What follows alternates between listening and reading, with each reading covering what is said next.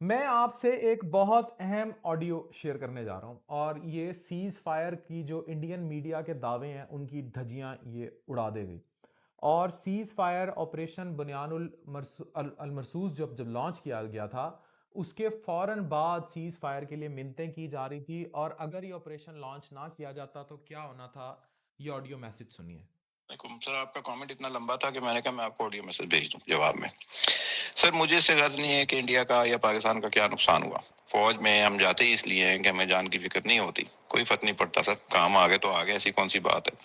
But the fact is के ये ये जो पाकिस्तानी कौम कह रही सिस्टम है, है, ये दुनिया का निजाम जो है सर, ये ताकतवर के साथ चलता है। सुने अगर कल पाकिस्तान को मार पड़ रही होती और सुने। इंडिया पाकिस्तान को मार रहा होता, तो आपका क्या ख्याल है, अमेरिका जिसके पीछे इसराइल है, वो ये सीज फायर इंप्लीमेंट कराता? सवाल ही बहुत पैदा नहीं होता मुबारक। सर। वो कहते हैं इनको एक रात और लगाओ ना, इनका तिया पांचा करो, कल सुबह सीज फायर, यानी आज सुबह सीज फायर होता।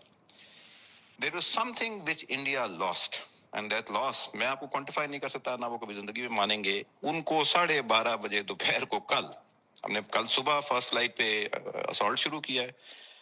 12:30 बजे सीज फायर की कहानी उनकी टकल डाउन कर गई थी, तो उसको बता दिया गया था कि 4:30 बजे सीज फायर होगा। ऐसा क्या नुकसान हो गया इंडिया का? नुकसान मैं बताता हूँ। इंडिया ना सिर्फ खुद जलील हुआ, इंडिया सुने, ने अपने साथ रफेल को, जिसका स्टॉक गिर गया सर, 3.5% स्टॉक का पूरे मतलब है वेस्ट की बिलियंस ऑफ मार्केट। डॉलर्स, उनके ऑर्डर रुक गए रफेल के।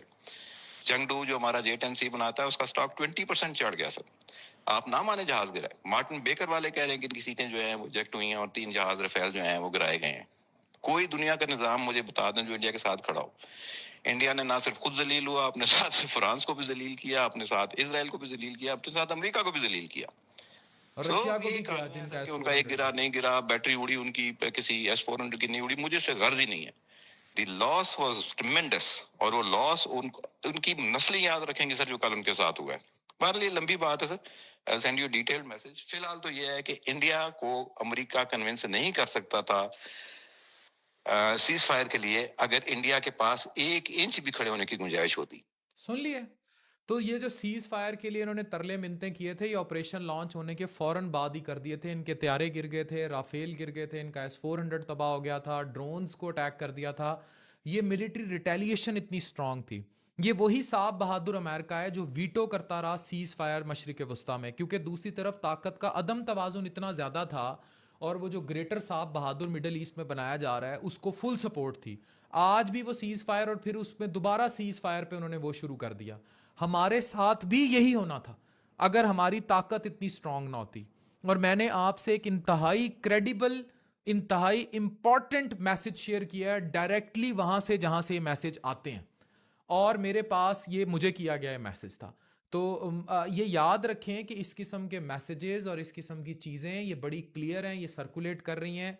और ये मैसेजेस बड़ा क्लियर हैं कि पाकिस्तान इसलिए जीता है क्योंकि पाकिस्तान की दिफाई सलाहियत बहुत स्ट्रांग थी।